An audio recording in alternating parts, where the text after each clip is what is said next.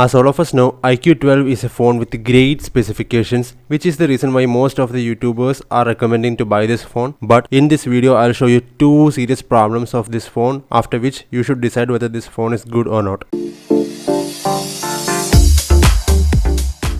The problems that I'm going to talk about in this video were shared by two IQOO 12 users, and these kind of problems usually happen after installing new software updates. The first problem is green line issue. Yes, you heard right. IQOO 12 is having green line issue. In order to avoid display problems like green line issue of OnePlus 11R and green tint issue of IQOO Neo 7 Pro, IQOO had decided to stop using Samsung's AMOLED panels, and instead they started using Visionox, a Chinese display manufacturer's panel in IQOO Neo 9 Pro as well as IQOO 12. It seems like this display panel is also having the problem of showing green lines in case it's undergoing heavy heating. So technically in IQOO 12, green line issue can happen because of three reasons: overheating because of overcharging, overheating because of installing a new software update, and third reason being overheating because of continuous gaming without using any CPU cooler. It seems like the cooling mechanism on IQOO 12 does not function properly, which is the reason why the phone is overheating. The display pixels or LEDs are getting damaged and only the green LEDs are surviving, which results in the green line to be shown from the top to bottom of the display. As IQOO is not having a comprehensive display replacement policy like OnePlus, I'll suggest everyone who is purchasing IQOO 12 as well as IQOO Neo 9 Pro to be careful.